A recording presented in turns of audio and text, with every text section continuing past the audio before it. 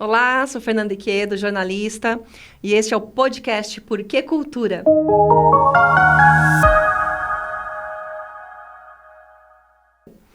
Hoje vamos conversar com o Thiago Oliveira, produtor cultural há mais de 25 anos. O nosso assunto é a Lei Paulo Gustavo, o edital de Sorocaba. Vamos trocar uma ideia aqui sobre os perrengues que os artistas estão passando e também pela prorrogação do prazo, né? Porque agora pode fazer inscrição até o dia 23. Então, conforme publicado nesse Jornal do Município no dia 11 de outubro, os artistas terão um pouco mais de prazo. Vou apresentar aqui o Thiago antes dele falar um alô para vocês, tá? O Thiago trabalhou com diversos diretores teatrais, como Nanaia de Simas, Edmeia Pereira e Carlos Roberto Mantovani. Estudou cenografia com Serrone, cursou Ciências Sociais e Artes Cênicas na Universidade de São Paulo. Foi também o fundador e co-diretor do Grupo Manto, onde também era responsável pela comunicação e por redigir os projetos de cultura, os editais aí, né, até 2008. Hoje ele trabalha com o RAI, desde 2009, em vários projetos do RAI também, que ele pode depois aqui trocar uma ideia e falar mais sobre esses projetos, Thiago. Tudo bem? Obrigada pela sua participação, por ter aceitado esse convite. Tudo bom, Fernanda? Muito bem. Obrigada, Thiago, por você estar aqui nesse bate-papo. É importante para a gente discutir, porque Paulo Gustavo está bombando, né? É a maior verba de todos os tempos para a cultura. O Ministério de Cultura liberou essa verba para o Brasil todo, todos os estados, cidades. Então, aqui em Sorocaba vai se receber mais de 5 milhões, né? Isso. E é muita verba, uma verba que nenhuma cidade já viu em relação à cultura. Então, a gente tem bastante papo para trocar, assim, essa ideia de como que está essa situação dos artistas, quais são as necessidades agora, né? Você acha que é uma verba que vai descentralizar um pouco os projetos? Tira um pouco da concentração dos pequenos grupos? Em tese, sim, porque né, a ideia realmente, né, da Paulo Gustavo, ela é uma lei que foi sancionada agora com o retorno do Ministério da Cultura. São quase 4 bilhões né, para os projetos culturais, mas ele ainda tem um caráter de auxílio, de fomento, ainda em reflexo da pandemia. Então, a gente teve aí durante a pandemia a Aldir Blanc, né, a lei que também distribuiu algumas verbas, mas ainda muito poucas e ainda eu acho que assim, descentralizou de certa forma, mas eu acho que agora a gente vem com editais muito mais estruturados, né? Mas o principal que eu acredito para a descentralização é a questão do Ministério da Cultura ter colocado um processo muito simplificado, né? Então, claro, depois ele joga junto com os municípios para que os municípios façam seus próprios editais, mas ele já disponibilizou, além da lei mesmo e de todo o regimento de como que funciona essa distribuição de verba, eles disponibilizaram modelos editais. Um passo a passo, né? Isso, esse passo a passo, bem simplificado. E uma das medidas que eles pediam para que as prefeituras tivessem também, é de ter sempre uma escuta ativa. Então, no sentido de, assim, tirar das mãos daquelas pessoas que sempre estão acostumadas a fazer projeto e disponibilizar para que todo mundo possa realizar seu projeto de uma maneira bem simplificada. Essa ideia da escuta ativa, até, ela está acontecendo aqui em Sorocaba. Eu não tenho informação sobre quantos projetos eles conseguiram fazer nesse formato, mas eles estavam agendando reuniões com os proponentes. Então, assim, se você tem uma ideia simples, uma ideia para um projeto e você não sabe como resolver, você chega lá na Secult, agenda com eles um horário e você vai eu brinco que é como se fosse a Fernanda Montenegro em Central do Brasil, né? Sim. Você chega com a ideia e eles vão escrevendo o projeto junto com você. Isso é bom para quem são os primeiros que nunca escreveram um projeto antes, né? Isso, né? Mas não só para esses, viu? Porque o que eu tenho percebido é que os últimos anos, né, não só desde 2019, mas anteriormente a isso, as leis e os editais começaram a ficar muito burocráticos. E isso acabou concentrando, de uma certa forma, concentrando nas mãos de quem já sabe fazer projeto E, por outro lado, gerando um medo e uma desconfiança da classe artística, né? Principalmente com relação, aqui em Sorocaba, quando a gente fala, né, do cenário de Sorocaba, principalmente com relação a link e tudo que a gente viu de acontecer de problemas bastante sérios, né? Então, inclusive, era um medo dos artistas aqui de Sorocaba de que o edital da Lei Paulo Gustavo se tornasse uma link no formato de comissão. Eles estavam lutando por pareceristas mesmo, né? Isso. Né? Justamente para impedir que acontecesse alguns erros como aconteceram na Link, né? Exato, né? Eu estava junto do pessoal que fez essa pressão para que fosse feita a contratação de pareceristas. A lei, ela já permite usar 5% para a contratação de pareceristas. Então, a gente aqui em Sorocaba teria 250 mil para poder pagar essa comissão de seleção, avaliação dos projetos. Né? Exatamente. Né? Porque o que vinha acontecendo com a CDC, ela é uma comissão de indicados. Sim. Né? Então, associações culturais indicavam as pessoas para essa comissão e a gente viu, principalmente no último edital da Link, o quanto ela foi, assim... Foi excludente, né? Foi excludente, exatamente, né? Eu ia falar criticado para ser... Não, foi muito excludente, porque até os dois últimos editais, inclusive, porque tinha até o número 48, os primeiros 48 projetos inscritos, eu não lembro o número agora, mas imagina, nunca aconteceu isso, de ter um número específico para receber projeto, né? Eu costumo dizer que isso é um projeto de burocratização, né? E de exclusão mesmo de pessoas, né? Para que pessoas não possam participar dos editais. Então, a gente não tem nem informação. Não é transparente o processo de inscrição. Então, a gente não consegue nem ter noção de quantos foram inscritos, porque é um trabalho gigantesco escrever projeto, né? Eu vejo que eu estou aí... ainda bem que a gente teve agora esse adiamento, porque... Principalmente por conta dos feriados. Mas é bastante pesado mesmo esse processo todo de escrever o projeto, pegar documentos, assinatura, né? documentação. Anuências. Isso, E né? até dia 23 mesmo. Até dia 23, agora saiu realmente no Jornal do Município, né? Eles já vinham falando informalmente desde segunda-feira que iriam fazer a prorrogação, mas não sabiam em quantos dias eles iam prorrogar. Porque a lei, o edital daqui de Sorocaba, né, ele foi lançado no dia 6 de setembro, véspera do feriado. Sim.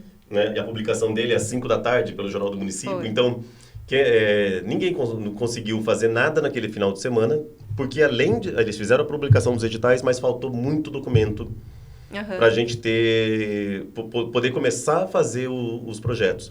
Então, a gente ficou aí até o dia 11, mais ou menos, de setembro, sem informação que o edital já publicado e sem poder inscrever.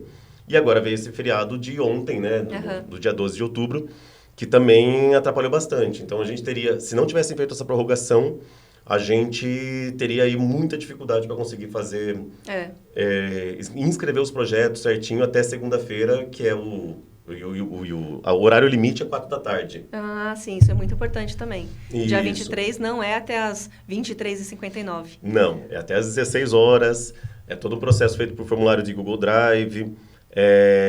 Então, na verdade, você até já pode começar a inscrever, não precisa inscrever tudo de uma vez, são vários documentos para serem submetidos. Né? Você pode ir até salvando ali Não é uma plataforma que exige que mande tudo de uma vez, né? Isso, né? Mas, de todo jeito, né, como toda plataforma online, ainda tem aquela coisa de... O edital não se responsabiliza pelo seu acesso, se caiu o sistema, enfim. Isso tudo... É bom se adiantar, não é bom deixar para a última hora, não, nunca. Não. Você está escrevendo para Paulo Gustavo? Eu tô com 2 projetos meus, e aí eu tô junto, auxiliando vários grupos aí. Deve estar com 8 ou 9 projetos aí, né? Mas é bom que muita gente inscreva. Eu estou percebendo agora, essas últimas semanas, agora, que muita gente até ficou sabendo praticamente agora que os editais, né, mesmo a gente vindo falando desde junho, pelo menos, que eu estou mais junto desse grupo, acompanhando o andamento da Paulo Gustavo, para que realmente a gente tivesse muitos inscritos, porque a verba realmente é muito grande. Uhum. São 5,1 milhões de reais, já foram depositados na conta da prefeitura. Sim. Agora, a gente até pode contar com um acréscimo aí por conta de juros, né? Aplicação dessa verba, então pode ter mais do que isso. Certo. E aí, pelas audiências públicas e consulta popular, a gente também conseguiu que isso fosse bastante democratizado.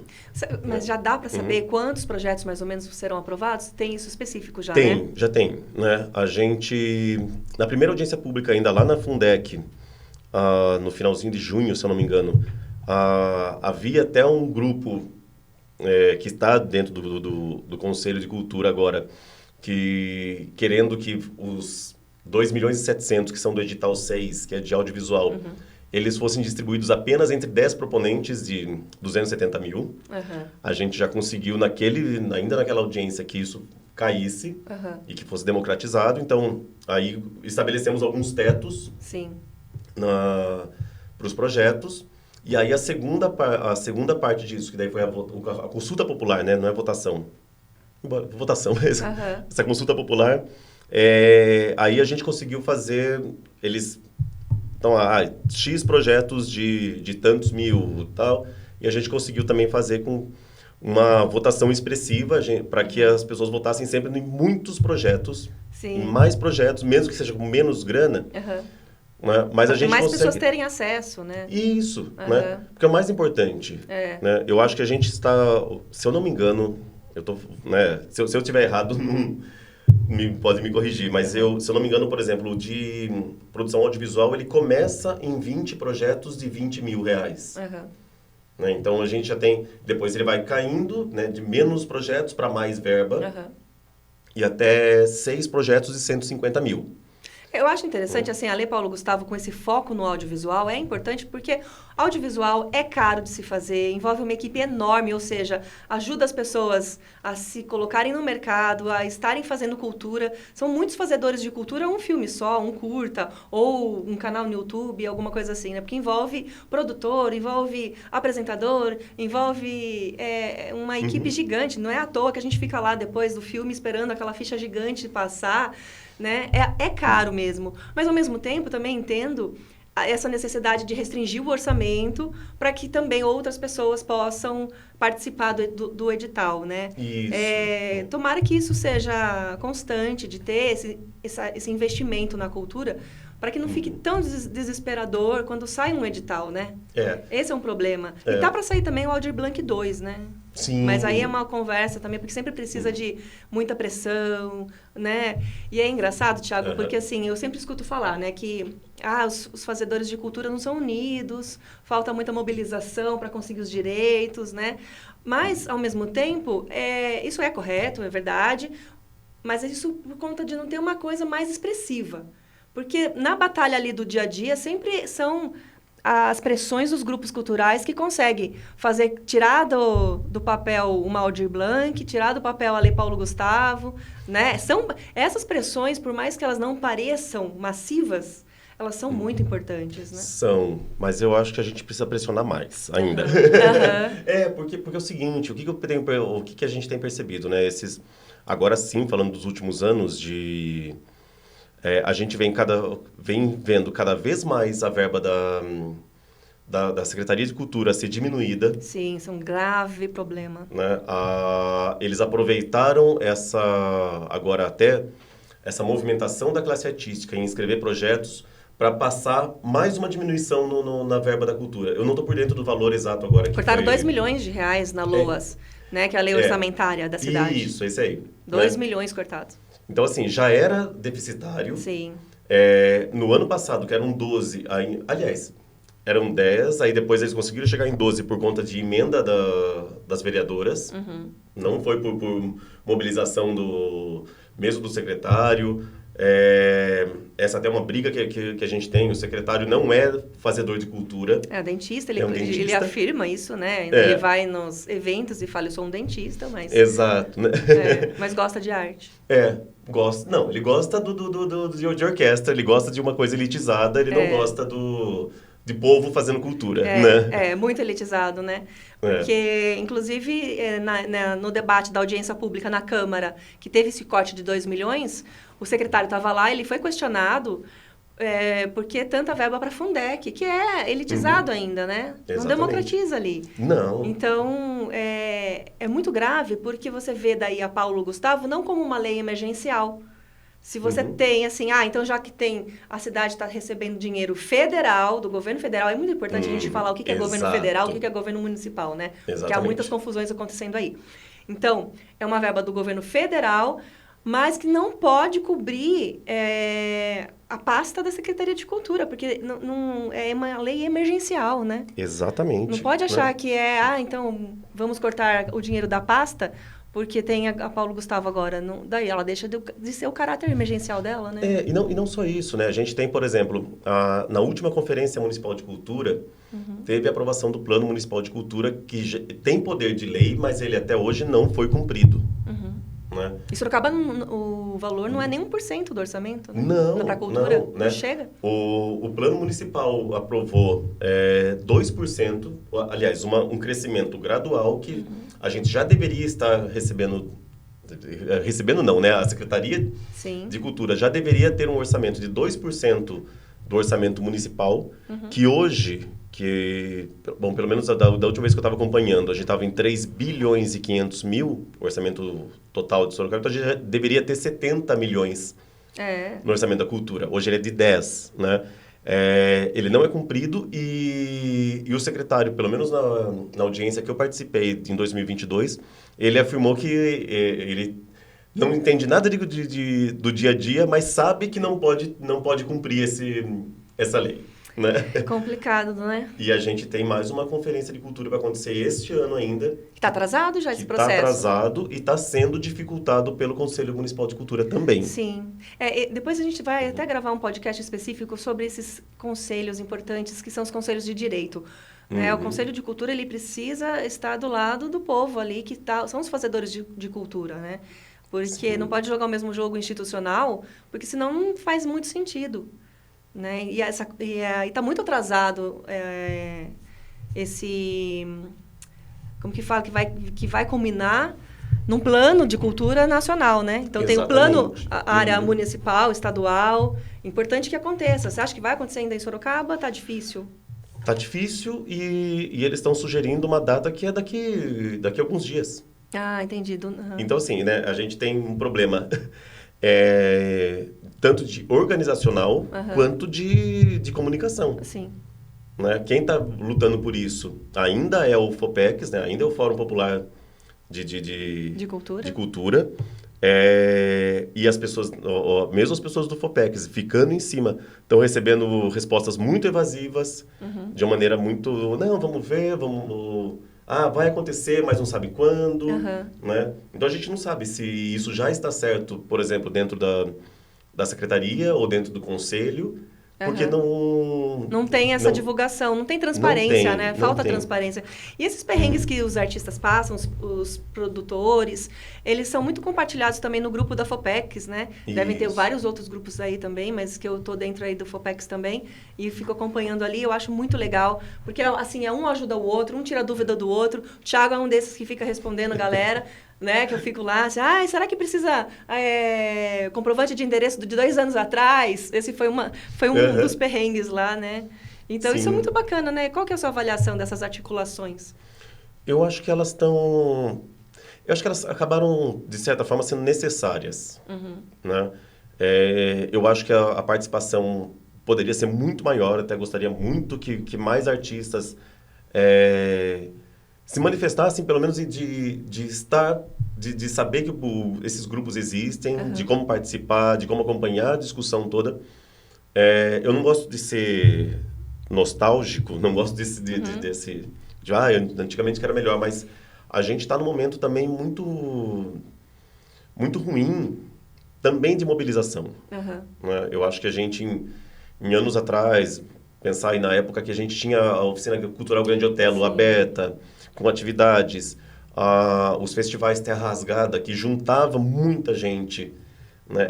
Existia uma efervescência de produção cultural na cidade, que hoje a gente vê muito pouco. Apesar dos grupos eles serem importantes, eu acho que eles acabam ficando, de certa forma, quase escondidos, por serem grupos fechados, tá lá na internet, mas aí a pessoa que quer produzir, às vezes não sabe que esses grupos existem. Não tem esses né? encontros presenciais Não mesmo, tem. né? Que você tá lembrando aí do Terra Rasgada. Eu lembro que eu participei bastante e todo mundo, nossa, que participou, lembra com o maior carinho, né? Porque foi histórico, marcante na história da cidade, marcante não só na parte cultural, mas de uma forma geral mesmo, porque trazia muito repertório. Eu lembro das bandas, das exposições. Eu lembro que eu fiz uma com a Grace lá, que era do Franz Kafka, da Barata, uma exposição. Muito marcante, porque também tinha essa troca presencial. O que você está fazendo? Onde que você está? Aí me convida, vamos lá participar, né? Então, precisa dessa união. Realmente, fica tudo muito fechado nos seus nichos hoje. Não tem esse local de aglutinação, né? A gente, semana passada, eu acho, estava no samba, né? E encontrei a Daya, que é uma amiga do teatro também de muito tempo. A Daya Moura? Daya Moura. Adoro! Né? E a gente estava conversando sobre isso, sobre o que era antigamente, o que é hoje, quanto a gente precisa ainda dessa mobilização. E ela estava lembrando também, não só do Terra Rasgada, mas também dos curta-teatro, curta-dança. Sim. E aí tinha mais uma pessoa junto com ela comentava, falou, e era muita verdade, né? A gente... na semana do curta-teatro, curta-dança, a gente parava tudo, não, né? Porque a gente queria estar lá, não só assistindo as peças, mas saindo de lá, e como vinha muito grupo de fora, a gente queria estar sempre junto com esses grupos. Um intercâmbio ali, né? Intercâmbio, conversando, não, vou sair da apresentação, vamos para outro lugar, vamos para uma festa, vamos fazer alguma coisa. Mas você via a cidade... meio clichê, mas é meio respirando cultura mesmo, né? Sim, era muito constante, né? O Sindicato Metalúrgicos teve aqui o Manto, né? O Mantovani, que saiu daqui, né? E teve outra iniciativa também dos sindicatos metalúrgicos, que a gente está falando aqui no estúdio, né? Que era de curta dança, que saiu daqui também, não foi? Porque depois foi pro SESI. Mas ele sempre foi tudo a cabeça do Mantovani, né? Então, tinha essa parceria, sindicato, SESI, a Oficina Cultural Grande Otelo também. Então, era uma parceria, eu posso estar errado se tem mais atores nesse processo. Mas é legal, e olha só quantos atores juntos em prol da cultura ali, né? Exato. Isso é muito bacana. Porque, assim, sozinho ninguém voa muito longe mesmo. Não, precisa unir de novo, né? E a gente tinha isso, né? Tinha o Mantovani no Espaço Cultural dos Metalúrgicos. A Meia no SESI. A gente tinha daí toda a equipe que estava lá na Oficina Grande Otelo. Sim, eu né? lembro, nossa. Então você tinha não só as pessoas, né, querendo fazer, mas as pessoas empregadas recebendo, sendo profissionais da cultura. Sim. Que hoje é absurdo o quanto que a gente... Hoje não tem uma escola de teatro na cidade que seja reconhecida sabe, de lá saíram várias pessoas, ou mesmo por estilo. Né? Se eu quero fazer teatro de rua, se eu quero fazer palhaçaria, né? Eu vejo pelas minhas irmãs, né? Hoje a palhaçaria acontece fora da cidade. Exato. Né? Não acontece mais aqui. Elas moram aqui ainda, mas não é mais o local de trabalho. E a gente está falando de várias artes, aí, vários setores, segmentos, né? E falando da Paulo Gustavo, a Paulo Gustavo não é só audiovisual, inclui todos esses projetos também, né? Isso. A verba é menor, mas é uma grande verba. Então, não é? Ela é menor, mas ainda assim ela equivale a quase 4 vezes a Link. Exatamente. Para todo, para teatro, para livro. Isso, né? Esse é o edital 9, né? Que são de outras áreas. É até legal a gente falar sobre quais são esses editais. Legal. Né? O edital 6 é o de produção audiovisual, que é 2.700.000. A gente tem o edital 7, será? É 6, 7, 8, 9. Agora eu não lembro exatamente a ordem, mas eu acho que o 7, se eu não me engano, é o de reforma e manutenção de cineclubes, espaços de cinema, né, que são 600 mil, mais ou menos. A gente tem mais o edital 8, que é o de formação em audiovisual. Então, são mais 300 mil para projetos de formação.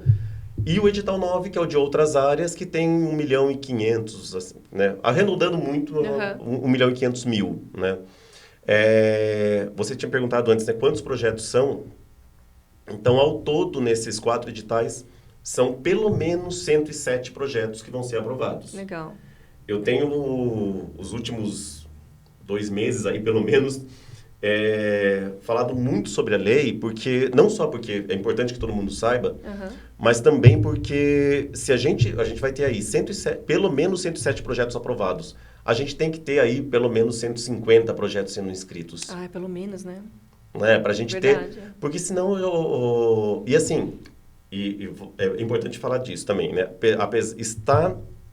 Apesar de no edital estar lá, tipo, você tem as categorias, né, de 50, 70, 90, 150 mil reais, Sim. né? Você não vai inscrever o projeto de 70 mil, porque é o que está dizendo lá. Se o seu projeto, com tudo, pagando todo mundo muito bem, ele custa 55... Não tem problema, né? Não tem problema.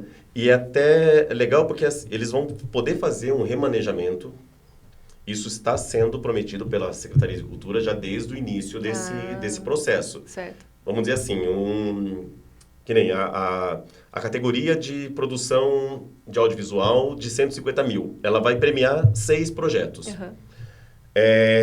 Mas o que eu considero não é que são 6 projetos apenas. Eles têm 900 mil naquela categoria de projetos até de 100 a 150 mil para serem aprovados. Então, ele pode aprovar, de repente, 8 projetos de 110. E daí essa verba do audiovisual do edital pode ir para outro edital? Pode também. Né?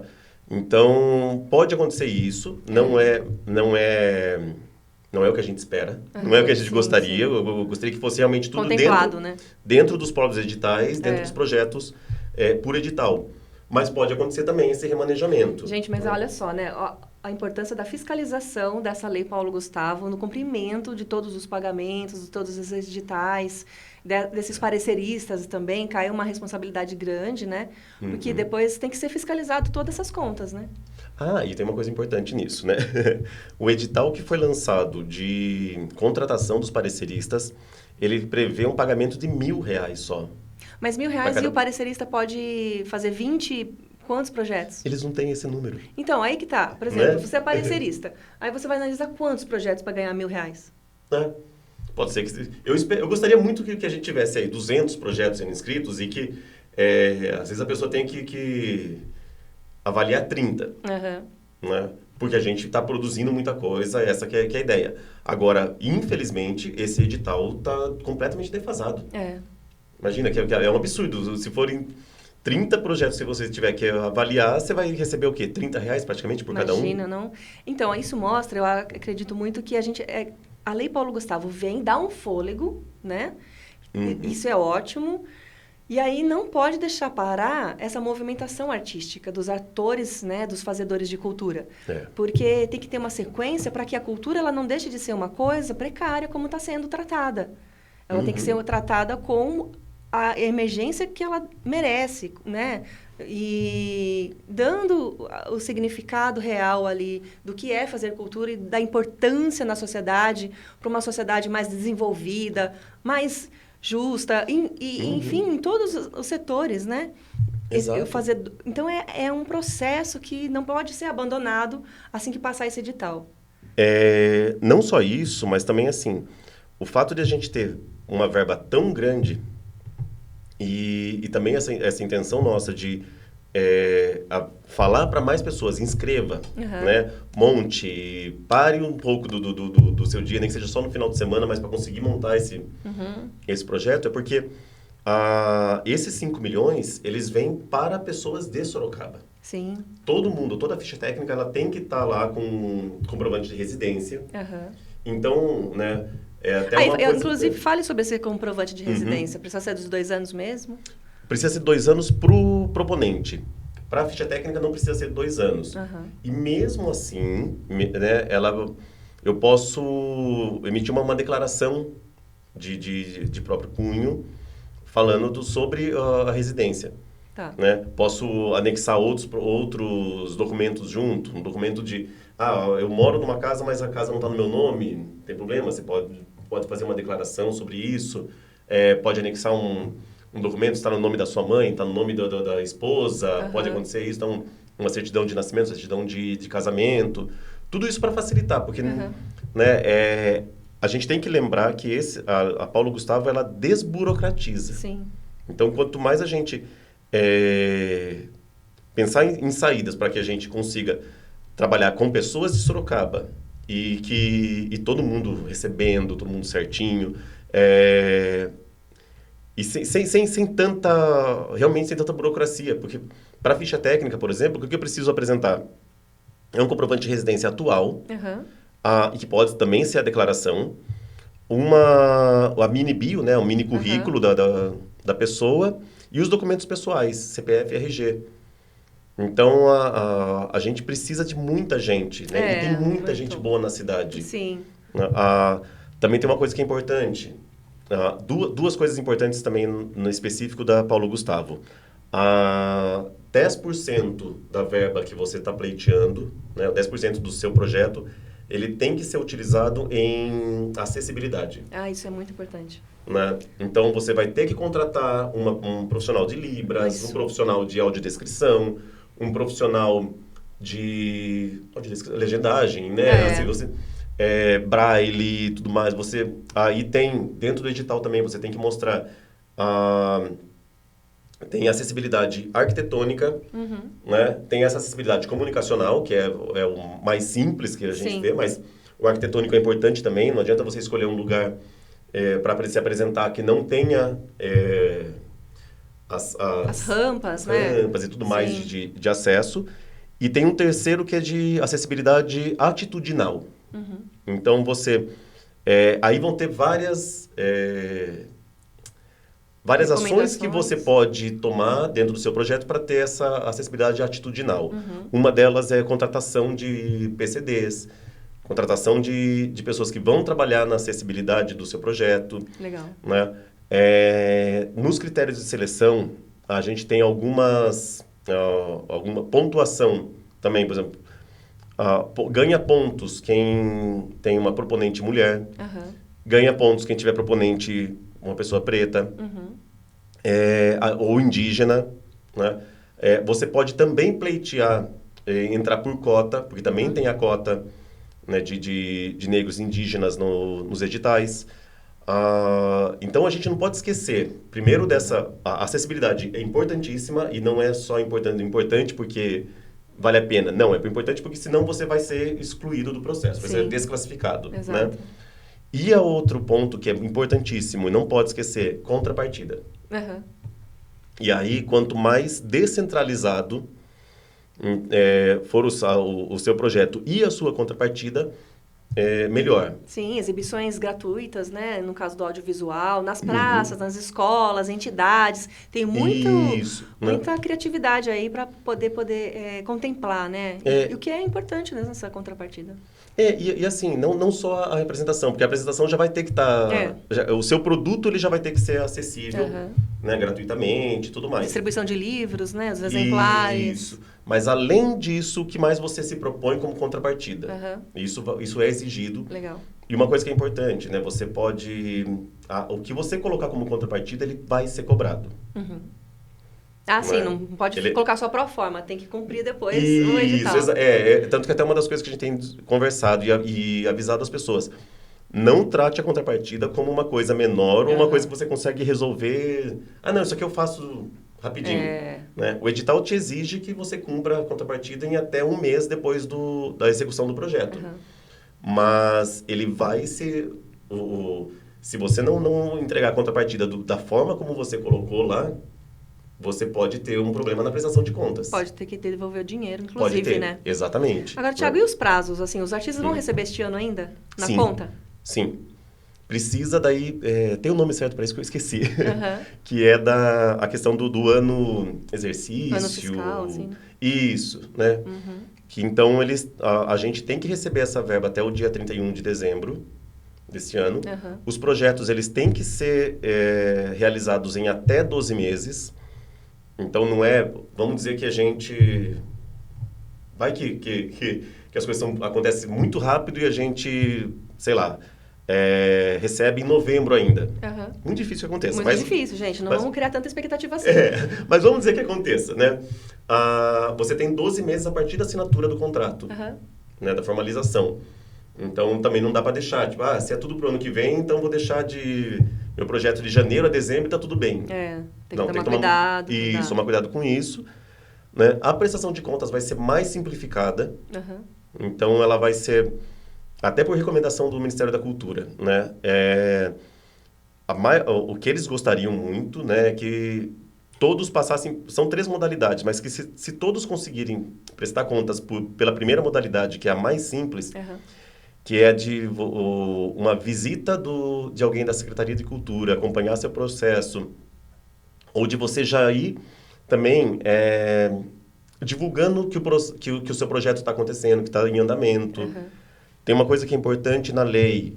Às vezes a gente começa a ler o edital, a ficha de inscrição, ele pede tanta coisa no início e a gente esquece o final. E o final ele pede uma planilha de plano de trabalho e um plano de divulgação também, de comunicação. Então, muita gente ainda não está sabendo que precisa sim colocar uma divulgação e que ela seja o mais ampla possível. Sim. Você pode colocar um profissional de assessoria de imprensa no seu projeto, um profissional de tráfego pago. Você pode sim pleitear a verba para impulsionamento. Inclusive, não sei se você sabe, mas o KNAI de jornalista é um KNAI artístico. Assim como o de arquitetura. Então, a gente está sempre nos editais aí também, por conta disso também. Né? É interessante, né? Exato, né? Mas isso também, eu penso que é um pouco de um reflexo de tanta burocratização da Link por muito tempo. A Link... Faz muito tempo que eu não escrevo projeto para a Link. Mas quando eu inscrevia, a gente sempre colocou uma verba de uma assessora de imprensa, no nosso projeto que a gente fez do Circo Araciaba, lá, aquela lona que está lá na Biblioteca Municipal, Biblioteca Infantil Municipal, era do nosso projeto. E a gente fez o projeto todo lá e depois doou para o poder público. No quintal da biblioteca. Isso. Então, assim, dessa época, eu acho que, por exemplo, a nossa verba de assessora de imprensa, a gente colocou no projeto. Eles tiraram. Né? Eles antigamente tinham esse costume de tirar tudo que fosse, acho que supérfluo, né? Como se a gente não tivesse que Mas a divulgação divulgar, é super né? importante, imagina, né? Então a gente pode colocar verba para impulsionamento, use mesmo. Eu estou colocando também nos meus projetos assessoria jurídica e também uma contadora. Isso é bem legal. Né? Apesar de, assim, dá para fazer, é simplificado, Sim, tudo, mas o quanto mais a gente puder trabalhar em cima de profissional de cada área ali, né? Exato. Cuidando do seu, né? Da sua área ali. Até porque surge muita dúvida questão tributária. Sim. Né? Eu vou ter retenção, vou ter desconto e não tem retenção no imposto de renda, né? Não tem. Pode ter. Exatamente. Né? Muito bacana. Muito bacana. São várias dúvidas aí que você já respondeu várias. Muito importante. Obrigada, Thiago. Você tem mais alguma coisa para falar que eu não te perguntei? Pra gente ir pro encerramento? Nossa, a gente falou tanto. A gente falou muito, né? Passamos por muitas coisas aqui, mas a gente vai continuar acompanhando esse processo, né? Essa cena cultural, o porquê cultura está aqui para a gente ir discutindo semanalmente as pautas da cultura que interessam para toda a sociedade. E valeu, Thiago. Muito obrigada pela sua presença. Imagina, eu agradeço. Espero você outras vezes aqui também. Valeu, obrigada, gente. Pode falar. Sim, queria falar uma coisa que eu queria falar. Se quiser... Se você está ouvindo agora, você não sabe nada ainda sobre a lei, quer saber mais, a gente pode me chamar no Instagram, no Facebook. No Instagram eu sou @Thiago Oliveira, tudo junto, com TI, não TH. E aí eu te indico o caminho para entrar nos grupos. Isso, bacana. E para tirar dúvidas. E pode abusar. Eu acho que agora é hora da gente se apoiar, se fortalecer e indicar com todo mundo que a gente está... todo mundo que tem aí, tanto de profissionais da cidade que estão aí dispostos a trabalhar, quanto os projetos que têm que acontecer. Sim, perfeito. É isso, vamos democratizar a cultura e cobrar por mais investimentos, né? Ai, sim, por favor. Obrigada. Imagina, Esse é o Porquê agradeço. Cultura e até o próximo episódio.